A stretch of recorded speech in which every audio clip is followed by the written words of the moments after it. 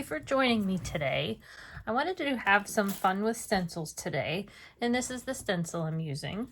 I'm also using the Perfect Blend alcohol marker cardstock, and I'm going to be coloring through the stencil onto this paper.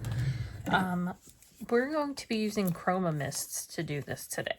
So Brutus Monroe has the whole line of these sprayable colors. They're so much fun to work with, and you can do so much with them. So today we're going to be working with some stencils. I'm also going to be using some blending tools with these little foam pads. And I do have some pixie spray on the back of this stencil, and that just helps keep it in place where I want it to stay. So I'm just going to line up the stencil. This is a 4 1/4 by 5 1/2 piece of the alcohol, or the Perfect Blend cardstock. So we'll start by getting that lined up on here. And what I want to do is spray out some of these colors. Today, I'm going to be using this little stick and stamp pigment palette, and I'm going to use the different colored circles here so we can make the colors that we're going to use. So I'm just using 3 colors, but we're going to mix these together to get other colors to work with. So we'll start by just spraying some of this directly on our little pigment palette right here. So I put the pink in the red spot because this is what I'm going to use for my kind of first color to start with. To make the orange, I'm going to spray some of the pink and some of the yellow. And then to do the green, well, the next one is yellow, so we'll spray some yellow there. But then to do the green, we'll spray a little bit of the yellow and one of the blue. Then we'll use our blue. And then down here for this purple, I'm going to spray some blue and then some of the pink. Now, you do want to be careful when you're spraying this, these colors around, because you will get a little bit of color spread out. As you can see, I got some on my sheet here, so I'm just going to turn it over and use the other side. So we'll get it lined back up here. And it doesn't have to be perfect. We might be die cutting this anyway to finish our card off today. Okay, so the first thing I'm going to do is use a clean one of these and pick up some of the pink color and just start going around, just kind of circular motions like that. I'm just going to dab it off a little bit onto my work surface so it's not super saturated with that color still, but we're going to go into the next color, which is a light orangey color. You can see that they mix together really nicely. Since we're going into a light color next, I am going to get a new sponge and go into that yellow and start blending around there on the yellow.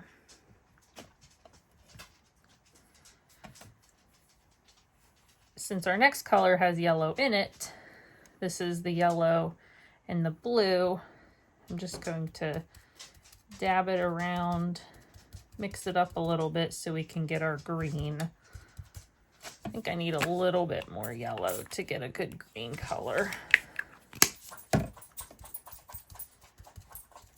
Okay, and then we're just going to come down here and go to our green there.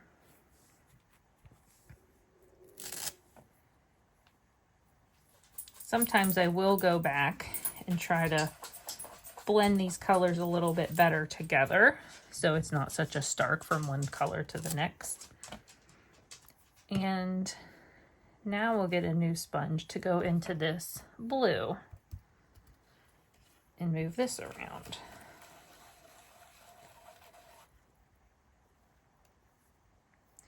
And we have a little spot here to do just a little bit of the purple. So I'm going to take a little bit where we had our blue and pink mixed. I think we need a little bit more pink to get that nice purple color. That blue is pretty powerful.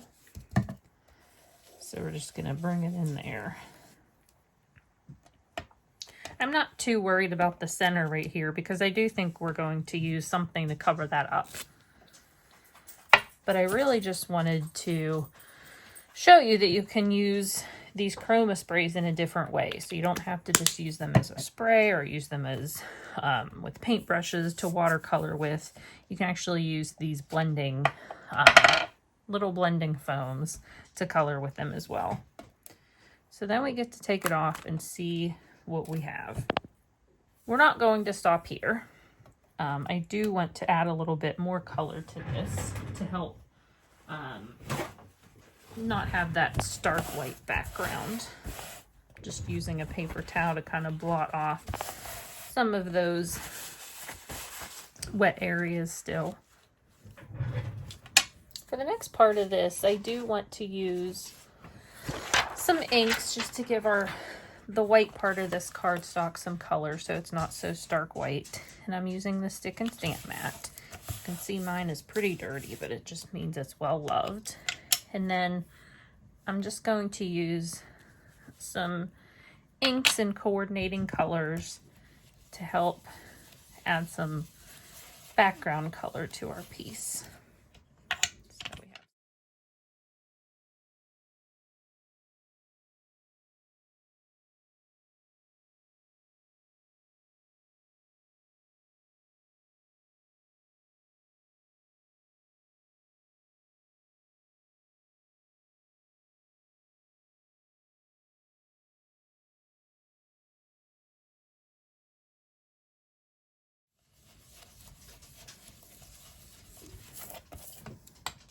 So I really like how adding that color kind of almost makes our design kind of pop off the page. Almost, it gives it some dimension and helps just take away that stark white from the background.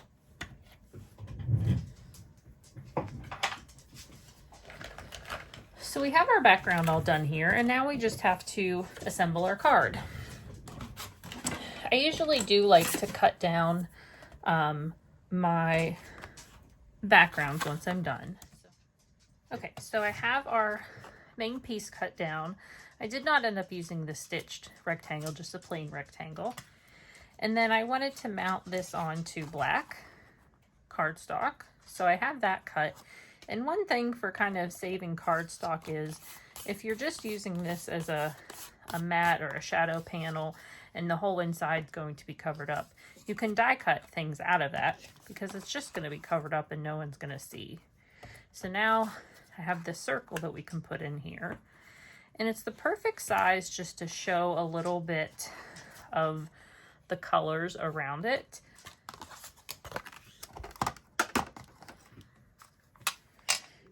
I'll go ahead and I'm just going to put adhesive around the outside where it's going to touch our matte panel. And I'm not going to adhere this down yet because I'm not sure exactly what we're putting there. So I think these would be a lot of fun to use one of these rainbows to put in here since we made kind of a rainbow background. I think since I want the focus to be our background here, I think I'm going to use the center part just for our sentiment. So this is the die I'm going to use. Wishing you rainbows and everything wonderful. So we have our sentiment cut out now. And that fits right here in the center of our card.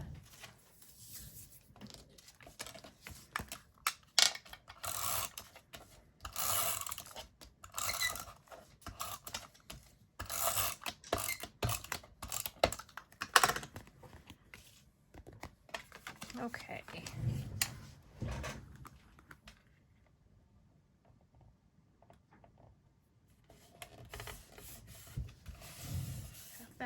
there. Going to mount the sentiment piece right on our little black circle here.